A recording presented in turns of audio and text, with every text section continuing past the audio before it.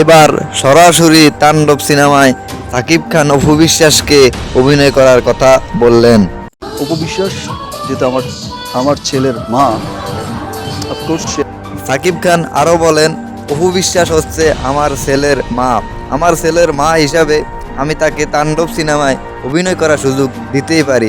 এ নিয়ে প্রযোজকরা যাই বলুক না কেন, তাণ্ডব সিনেমায় অপু বিশ্বাস অভিনয় করবেনই।